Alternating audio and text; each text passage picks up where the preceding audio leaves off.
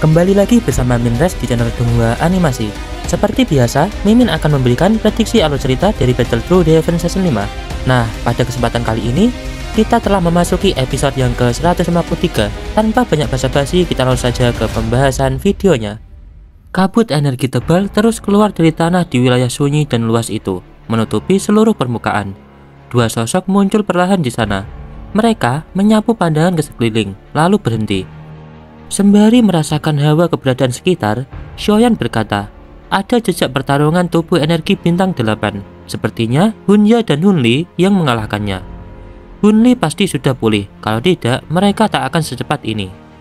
Di sisi Sun Er, ia menyaut, benar, tapi lengan yang hilang tak bisa pulih, kekuatan tempurnya pasti berkurang. Kalau dihitung, kita sudah dekat ke pintu masuk tingkat 3. Xiaoyan pun tertawa, lantas ia berkata, mereka sudah kabur seperti anjing selama 10 hari. Mau lari kemana lagi? Lalu, ia menoleh ke timur laut. Lantas ia berkata lagi, ada tekanan energi dari sana. Mungkin itu tubuh energi bintang 9.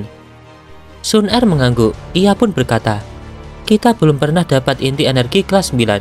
Ini bisa jadi kesempatan. Sembari melesat, Xiaoyan pun berkata, tentu, mari kita buru. Ia diikuti oleh Sun Er di belakangnya.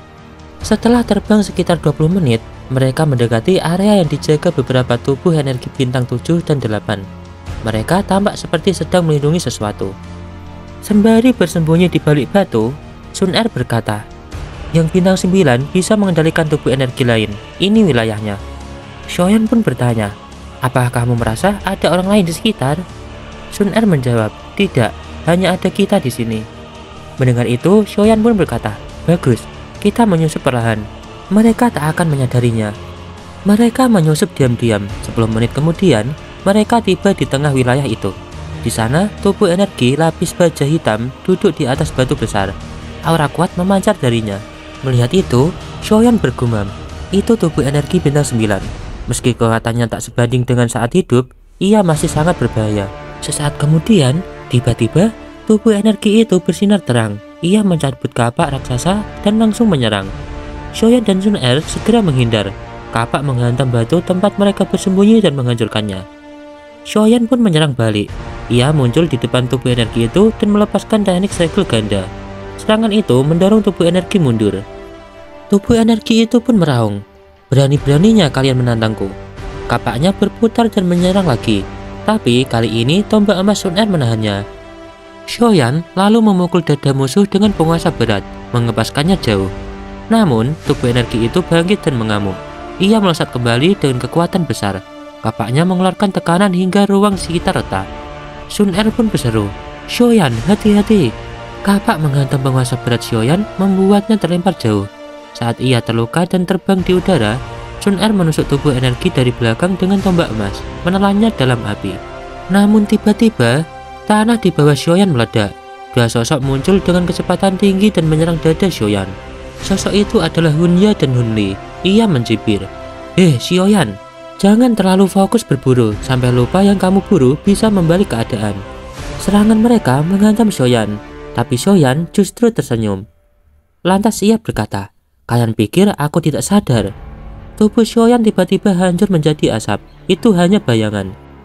Melihat itu, Hunya dan Hunli pun bergumam, kita tertipu. Setelah menyadari tubuh Xiaoyan hanyalah ilusi, tanpa ragu, mereka berbalik melarikan diri. Tapi sebelum bisa jauh, suara dingin menggema di belakang mereka. Xiaoyan muncul tersenyum tenang. Ia berkata, mau pergi secepat itu setelah datang? Mendengar itu, Hunya menggertakkan gigi dan meluncurkan rantai hitam ke arah Xiaoyan. Tapi Xiaoyan membalas dengan pilar lava, menghentikan serangan itu. Sementara itu, Sun Er telah mengambil inti energi bintang 9 dan berdiri di belakang mereka. Ia tersenyum dingin dan berkata, kami memang curiga sejak awal. Tidak mungkin kalian biarkan tubuh energi bintang 9 begitu saja. Kecuali kalian sedang merencanakan penyergapan. Hunya dan Hunli terdiam. Hunya berkata, kalau begini kita habis saja mereka sekarang. Dia menyerahkan Xiaoyan kepada Hunli dan melesat menyerang Sun Er. Sembari menyambut serangan, Sun Er pun berkata, Xiaoyan, beri aku waktu. Xiaoyan menghadapi Hunli dengan tenang. Meski Hunli kuat sebagai dusun bintang 8, dia kehilangan satu lengan. Sementara Xiaoyan sendiri telah naik 1 bintang sejak pertarungannya dengan Gu Yao. Hunli pun berteriak, "Aku akan membalas dendam atas lenganku." Kabut hitam membungkus tubuhnya dan rantai gelap meluncur dari segala arah. Xiaoyan menangkisnya dengan hujan api ungu coklat yang menyala seperti kembang api di langit. Xiaoyan dengan tenang pun membalas, "Kalau itu saja, kau sebaiknya tarik kata-katamu." Hunli kemudian mengaktifkan Tato Clan. Simbol yang muncul di dahinya meningkatkan kekuatannya secara drastis. Lengan gelap muncul menggantikan yang hilang, terbentuk dari jiwa-jiwa dan ditutupi wajah menyeramkan. Sembari meledakkan auranya hingga mendekati puncak dusun bintang 8, Hunli mengejek, "Ini kekuatan sejati dari Tato Clan. Clan Xiao, kalian tak pantas memilikinya." Ia menghilang dan muncul di belakang Xiaoyan dengan serangan ganas. Namun Xiaoyan sudah mengaktifkan Skyfire Trimisterius Cheng sepenuhnya, dan ia menghindar dengan gesit. Saat kabut hitam menyelimuti langit, Hunli melihat sekilas simbol di dahi Xiaoyan, Tato Clan Xiao. Melihat itu, Hunli panik. Ia lantas berkata, "Tidak mungkin, garis keturunan Clan Xiao sudah punah." Setelah itu, ia berteriak, "Xiaoyan, serahkan hidupmu." Lantas, Hunli melesat, tampak seperti dewa iblis diselimuti kabut hitam.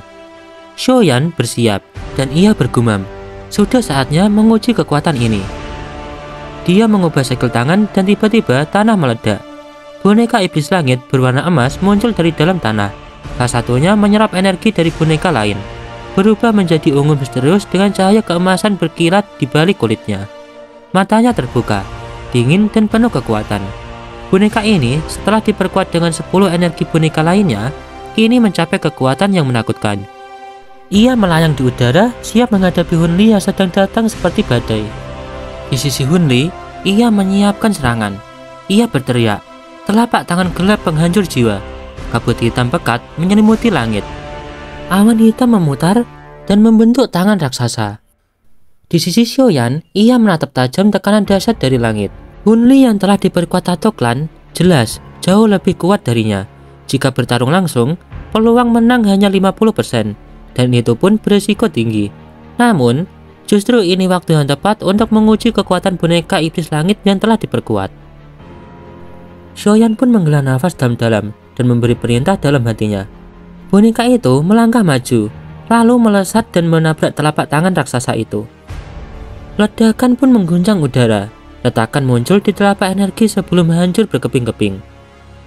Boneka iblis langit terdorong mundur 10 langkah, meninggalkan jejak hitam di langit, lalu menerjang ke dalam kabut hitam. Saat boneka iblis menghilang, Hunli terkejut. Dalam hitungan detik, suara benturan keras menggema dari dalam. Cahaya keemasan memancar dari awan hitam. Boneka itu kini cukup kuat untuk melawan dusun bintang 9. Sementara itu, Xiaoyan mengalihkan perhatian ke pertempuran Sun Er. Ia melihat Sun Er menekan Hunya tanpa kesulitan. Kekuatan Sun Er telah mencapai dusun bintang 9, sementara Hunya hanya di puncak bintang 8. Xiaoyan pun bergumam, "Jika mungkin bisa dilakukan, kita harus menghabisi mereka sekarang. Mereka termasuk generasi muda terbaik Klan Hun. Jika tewas, Klan Hun akan merasakan dampaknya." Sesaat kemudian, tiba-tiba ledakan dahsyat mengguncang awan hitam. Boneka iblis langit dan Hunli terlempar dari dalam, masing-masing terpental lebih dari 100 meter. Boneka iblis langit mengalami sedikit kerusakan, tapi Hunli jauh lebih parah. Pakaiannya compang-camping, darah mengalir dari mulutnya. Boneka yang tak mengenal rasa sakit jelas membuat taktik nekat Hunli tak berguna. Hunli terengah-engah, ia pun bergumam, "Sial, kenapa dia punya boneka sekuat itu?" Boneka itu seperti cangkang kura-kura yang tak bisa dihancurkan, sementara dirinya terus menerima serangan balik. Di sisi Xiaoyan, ia tersenyum dan menjentikan jarinya sembari berkata, "Pergilah." Boneka iblis langit langsung menerjang Hunli lagi. Namun sebelum pertempuran berlanjut, teriakan panik terdengar dari kejauhan. "Kita bertemu badai besar makam surgawi, cepat lari. Bahkan dusun puncak bisa mati di dalamnya." Sekelompok orang melesat di langit, diikuti pusaran energi besar yang mendekat cepat dari cakrawala. Di sisi Sun Er, ia menghantam dada Hunya, membuatnya memuntahkan darah. Namun, sebelum melanjutkan serangan, matanya membelalak. Garis terang di langit bergerak cepat mendekat. Ia pun segera berteriak, "Itu badai energi besar dari makam surgawi. Xiaoyan, cepat pergi." Mendengar itu, Xiaoyan menoleh dan menahan nafas. Ia langsung memanggil kembali bonekanya dan bergegas menuju Sun Er. Keduanya melesat pergi, meninggalkan Hunya dan Hunli yang masih sekarat. Hunya menyeka darah di bibirnya. Ia menatap langit dan berkata, "Badai energi." Ia menatap Hunli dan tanpa bicara mereka langsung kabur. Sementara Xiaoyan yang masih kebingungan, ia pun bertanya, "Apa itu?" Sun Er pun menjawab, "Itu badai energi makam surgawi. Bencana alam berbahaya di tempat ini. Bahkan seorang dusun puncak bisa mati jika tersapu. Beberapa ahli dari klan besar dulu juga hilang karenanya."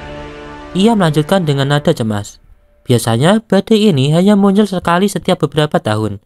Sayangnya kita sedang sial. Kita harus segera masuk ke tingkat ketiga untuk menyelamatkan diri." Xiaoyan pun mengangguk dan melihat ke belakang. Hunya dan Hunli tampak mengejar mereka dengan tubuh lelah. Namun, kini bukan waktunya memikirkan mereka. Xiaoyan juga melihat banyak sosok hitam menyusul mereka dari kejauhan. Ia pun berseru, "Hah? Ada orang lain?" Tak lama, dua sosok muncul. Huo Xuan dan seorang wanita berkerudung merah dari klan Yan. Huo Xuan pun berseru, "Tak kusangka, kalian sudah sejauh ini." Xiaoyan pun membalas dengan ramah. Huo Xuan juga cepat. Huo Xuan dan wanita itu segera bergabung. Mereka kaget melihat Xiaoyan tampak lebih kuat dari sebelumnya. Mereka pun bertanya, "Kau sudah menembus tahap baru?" Xiaoyan hanya tertawa kecil dan menjawab, "Ini hanya kebetulan." Huo Xuan diam-diam memuji kemajuan Xiaoyan. Ia lantas bertanya lagi, "Kedua orang klan Hun itu tertinggal?" Xiaoyan pun menjawab, "Kami bertarung dengan mereka sebelumnya. Sayangnya badai ini mengacaukan rencana kami." Mendengar itu, Huo Xuan tampak terkejut. Hunya dan Hunli adalah dusun bintang 8 yang kuat, tapi ternyata mereka tak mampu menahan Xiaoyan dan Sun Er. Huo Xuan pun berkata, "Badai ini melanda seluruh tingkat 2. Kita harus cepat ke tingkat 3 jika tidak ingin mati." Xiaoyan pun menjawab, "Setuju." Mereka setuju untuk saling membantu hingga aman. Sementara itu, Hunya melihat Xiaoyan bergabung dengan klan Yan. Dengan marah, ia berkata, "Tertawalah sekarang. Di tingkat ketiga, kalian akan tahu rasa."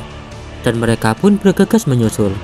Pelarian berlangsung hampir setengah hari. Kecepatan maksimal terus dipertahankan. Sesaat kemudian, Sun Er melihat kilauan cahaya. Ia pun berseru, "Xiaoyan, kita hampir sampai ke pintu masuk tingkat 3. Xiaoyan dan Huo Xuan bersorak. Mereka merasakan tekanan energi kuat dari arah itu. "Ayo percepat!" teriak Xiaoyan sambil melesat seperti meteor. Hunya dan Hunli yang mengikuti juga merasakannya. Mereka mempercepat langkah, berharap bisa menyusul. Tak lama kemudian, mereka melihat dinding cahaya besar menjulang dari langit hingga ke tanah. Itu adalah penghalang menuju tingkat 3. Sementara itu, 4 sosok duduk di depan tirai cahaya itu. Salah satunya berkata pelan, "Mereka datang bersama badai energi." Di sisi pria berjubah perak, ia juga ikut berkata, "Seperti yang kuduga." Guzen, salah satu dari 4 itu, ia berkata, "Tenang saja. Selama Jenderal King Yang di sini, semuanya aman." Qing Yang pun menanggapi, "Tirai ini telah mengeras. Kita harus memaksa masuk. Tapi kita tak bisa melakukannya sendirian. Kita harus tunggu yang lain." Sun Er dan yang lainnya segera tiba. Sun Er dengan cemas pun berkata, "Qing Yang, kenapa belum masuk? Badai sudah dekat." Qing Yang pun menjawab, "Tirai sudah mengeras. Kita butuh semua orang untuk menerobosnya." Sementara Guzen, ia memandang ke arah Xiaoyan dengan tatapan aneh. Ia lantas bertanya, "Kau tak apa-apa?" Sun Er pun menyaut, "Tak masalah. Kami hanya beradu dengan 2 orang klan Hun selama sebulan ini." Mendengar itu, Qing Yan pun bertanya, "Mereka berani menyerangmu?" Sun Er pun tersenyum dan membalas, "Mereka tak dapat untung apa-apa." Tak lama, banyak sosok muncul. Mereka adalah orang-orang yang sebelumnya masuk ke makam surgawi, tapi kini terlihat kelelahan dan terluka. Hunya dan Hunli tampak tertinggal. Xiaoyan pun berbisik, "Ini bukan waktunya bertarung dengan mereka." Qing Yang mengangguk setuju. Qing Yang lalu melangkah ke depan dan berbicara lantang, "Semua orang pasti tahu situasi ini. Tirai menuju tingkat 3 telah mengeras. Kita harus menghancurkannya bersama-sama. Jika tidak, badai akan menyapu kita semua." Orang-orang saling berpandangan lalu mengangguk. Mereka tahu satu-satunya cara untuk selamat adalah menembus penghalang dan naik ke tingkat berikutnya. Qing Yang memimpin rencana menembus tirai energi yang menghalangi jalan menuju tingkat ketiga makam surgawi. Ia dan 3 anggota timnya menjadi kelompok pertama yang menggembur dinding kristal dengan Joji. Usaha mereka berhasil membuka jalan awal, namun tirai itu begitu tebal dan luas. Sementara itu, kelompok dari klan Lai mengambil giliran berikutnya, dilanjutkan oleh kelompok lainnya secara bergantian. Xiaoyan dan Sun Er berada di giliran terakhir, sekaligus menguasai Hunya dan Hunli yang terlihat enggan bekerja keras. Selama penggalian, Xiaoyan menemukan sesuatu yang aneh. Cairan energi keluar dari dinding kristal. Ia menyadari bahwa dinding ini perlahan memperbaiki diri. Saat diteliti lebih lanjut, mereka menemukan bahwa perbaikan ini disebabkan oleh kawanan serangga kecil berwarna putih salju. Mereka tersembunyi di balik kristal energi. Temuan ini mengejutkan semua orang. Serangga-serangga tersebut adalah Ancient Devouring Insect, makhluk langka dengan kekuatan menakutkan. Mereka mampu menelan dan memanfaatkan energi dalam jumlah besar.